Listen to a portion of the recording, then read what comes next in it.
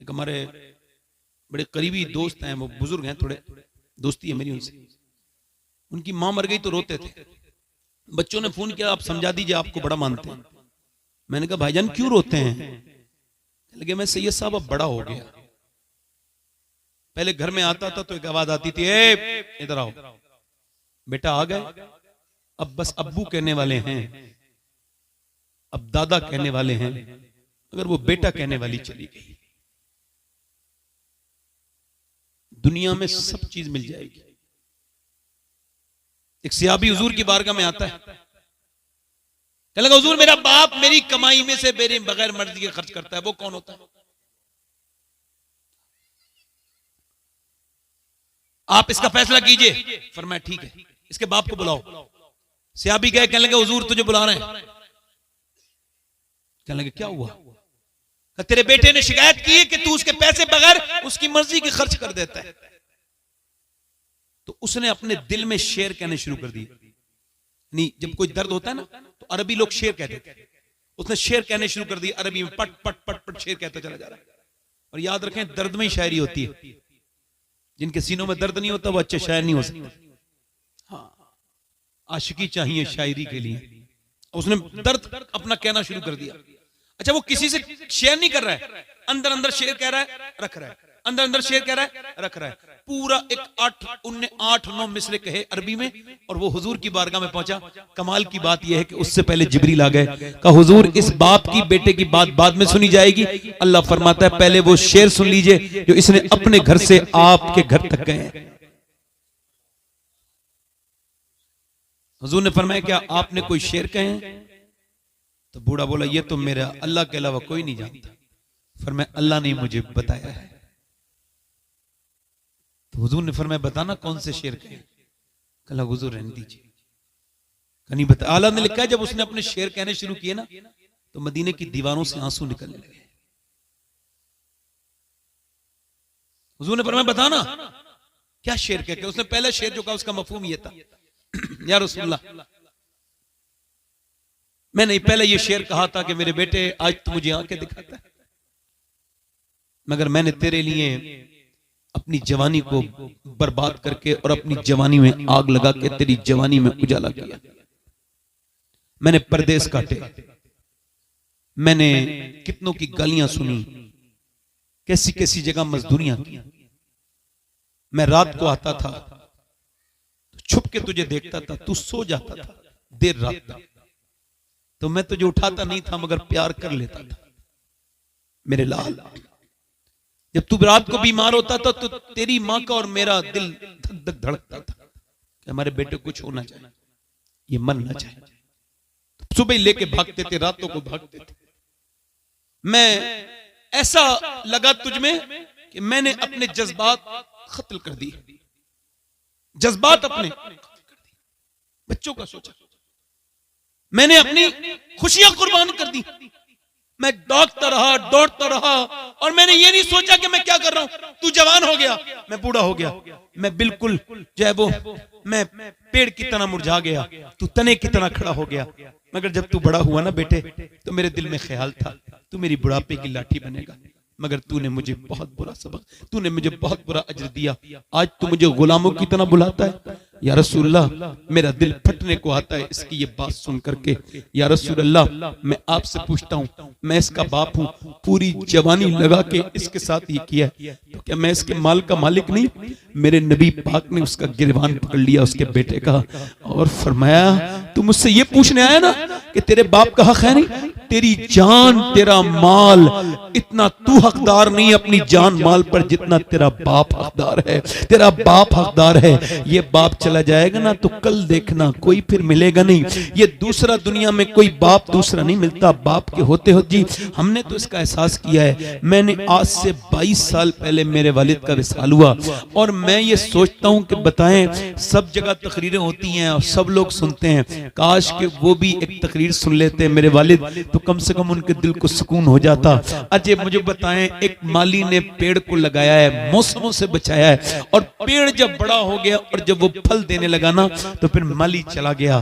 तो अब वो माली चला गया, अब वो पेड़ जो है ना वो फल देता है, मगर वो बहुत उदास है, वो बहुत किसी को ढूंढता है। वो पेड़ कहता है मेरे फल सब खाते हैं, मगर जिसने मुझे बचाया था सर्दियों से, गर्मियों से, मौसमों, मेरा माली चला गया।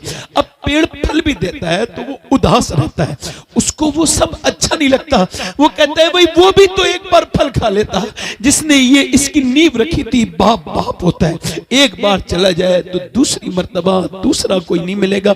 ये माँ बाप अल्लाह की नेमतों में से बड़ी नेमत है, इनकी कदर करें। और उमर की आखिरी बात बयान करके अपनी तकरीर को फुल्ली स्टॉप कर रहा हूं कि उमर के कपड़ों में 17 पैमत थे और लोगों ने शिकायत कर दी और अम्मी आयशा के पास जाकर के, ए अम्मी आयशा आप उमर से कह दें, लोग उसका मजाक उड़ाते हैं, आधी दुनिया का बादशाह है और उसके कपड़ों पे 17 पैमत लगे हुए। अम्मा आयशा ने बुलाया, ओए उमर आप ये बताएं, अगर अल्लाह पैसे दे तो कपड़े पहनने को बुरा बात तो नहीं? कहा नहीं। कहा तो फिर एक जोड़ी कपड़े बना ले, गैर मुस्लिम आते हैं, यहूदी नसरानी तेरे कपड़ों की मजाक उड़ाते हैं, लोगों को अच्छा नहीं लगता।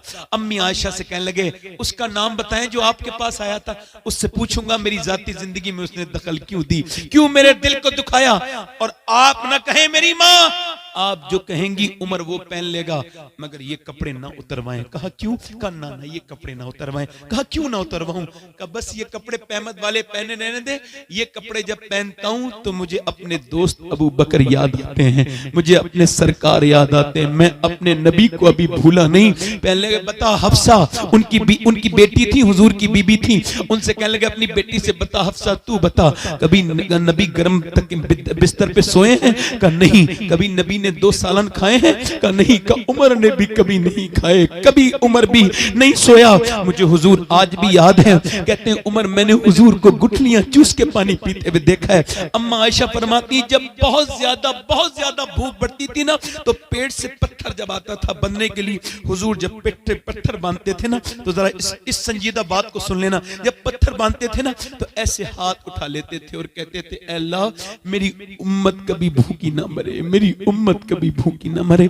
यानी तुम जो आप बैठे हो ना, आप हुजूर की दुआओं में शामिल हो। आज समझो या मरने के बाद समझो, आप कोई आम लोग नहीं हो। याद रखना तुम्हारे लिए नबी पाक ने दुआएं मांगी हैं, और वो भी इतनी कि कोई किसी को इतना नहीं चाह सकता।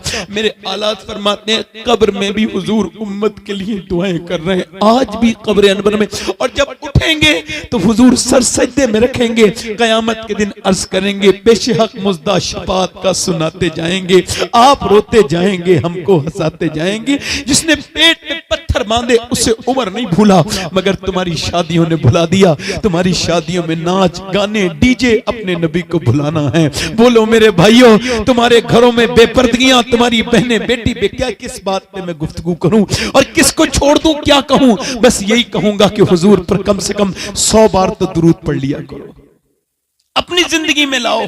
जिंदगी ये सभी के लिए नहीं है, ताजु शरिया फरमाते हैं जिंदगी ये नहीं है सभी के लिए, जिंदगी है नबी की, नबी के लिए। इस अच्छा मुझे बताओ नौजवानों, आखिरी बात कर रहा हूं, कब्र में गए ठीक है और हुजूर आएंगे, कौन आएंगे बोलो? अच्छा तो उन आंखों से हुजूर को देख लेंगे जिनसे गंदी फिल्म देखी थी? सवाल है। मौत ने कभी किसी से ओटीपी फील नहीं करवाई। मौला अली से पूछा गया कि हजरत आदम अलैहिस्सलाम से वो खता क्यों हो गई थी, वो जो खता इज्तिहादी है कैसे हो गई? मौला अली फरमाते हैं कि वो जब आदम जन्नत में थे ना अलैहिस्सलाम, तो कहते हैं मौत उनके ऐसे करके सामने रहती थी, अल्लाह की मशीयत थी।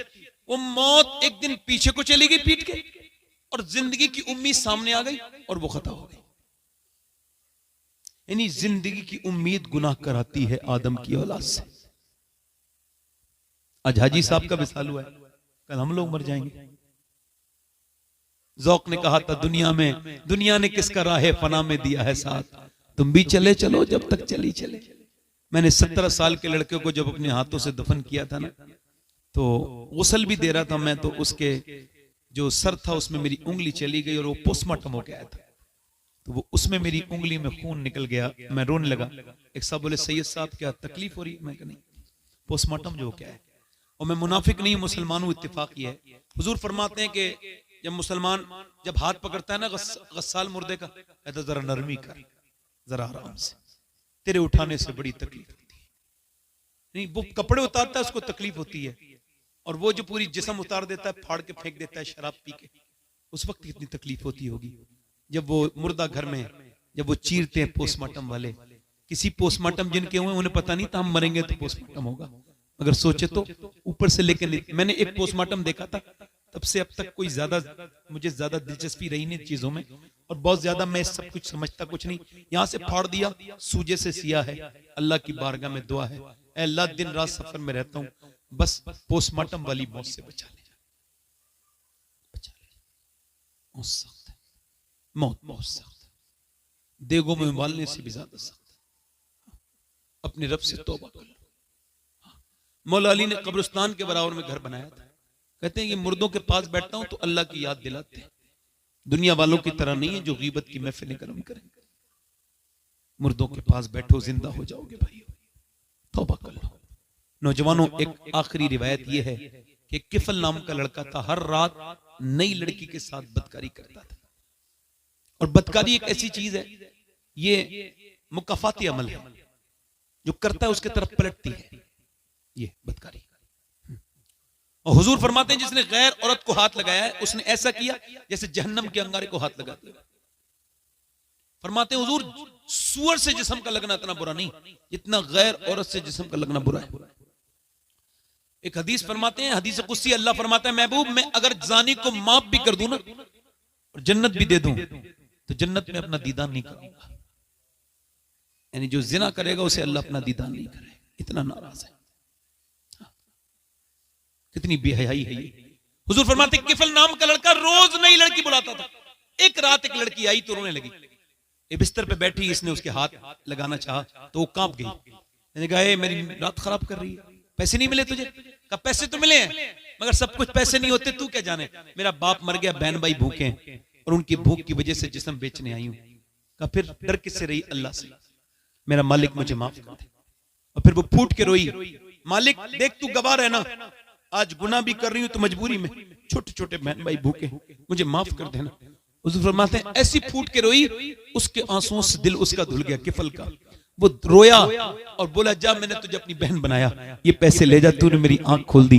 वो उधर गई, ये जो है ना सजदे में गिर गया और कहने लगा मालिक अगर मेरे जैसा कमीन कोई नहीं तो तेरे जैसा रहीम भी कोई नहीं है। अगर मेरे गुनाहों की कोई हद नहीं है तो तेरे कर्म की भी कोई हद नहीं है। अगर मैंने पूरी रातें, मैं रात काली करने वाला इंसान, मुझे पूरी जिंदगी हो गई बदकारी करते करते, मगर मैंने कभी सोचा नहीं कि तू मुझे देख रहा है, मेरी हर हरकत पे तेरी नजर है, मेरी सांसें जो चलती हैं वो तेरी मर्जी से चलती हैं, मैं सिर्फ तेरी मर्जी से जिंदा हूं। मैं अपने आप को बहुत बड़ा समझ रहा था, मुझको माफ कर दे मालिक। हाँ अगर मेरे ऐबों की हद नहीं है तो तेरे सत्तार होने की हद नहीं है। ऐसा रोया कि उसका दिल जो है ना वो ऐसा रोया कि दिल का दौरा पड़ के मर गया। कोई बंदा तेरे दर पे जो आंसू रोल देता है, मेरे मौला दरे तौबा तू उस पर खोल देता है। वो तो मर गया, सुबह को जनाजा उठाने वाला नहीं मिलता था, दोपहर हो गई, इसका जनाजा कौन उठाएगा? बदकार है, बेहया है, इसका जनाजा कौन उठाएगा? कोई नहीं उठाता था। अल्लाह ने फरिश्तों को भेजा, इसके दरवाजे पे बड़े बड़े लफ्जों में लिख के गए हैं इन्नल्लाह कद गफर अल किफले। ये जो किफल है ना इसको अल्लाह ने बख्श दिया है। क्यों बख्श दिया है? क्योंकि ये अल्लाह को अल्लाह मान चुका था। इसने 2 आंसू बहा दिए थे उसके सामने। वो यही तो कहता है मेरे बंदे कितने भी गुनाह कर, जमीन आसमान से ज्यादा तेरे गुनाह हो जाएं, फिर भी बस इतने आंसू कि तेरी आंख से गिरा आंसू तेरे गाल तक आ जाए, मैं सारे माफ कर दूंगा, सारे माफ कर दूंगा। यही गुजारिश है। इस महफिल में 1 मिनट के लिए बताएं, बैठ जाएं। मैं किसी से कुछ जबरदस्ती नहीं करता हूं, मगर फिर भी मेरा उसूल है तो जब तकरीर की है तो ये भी कहूंगा। कितने लोग ऐसे हैं जो हुजूर के नाम पे गर्दन कटा सकते हैं? नीचे हाथ करें।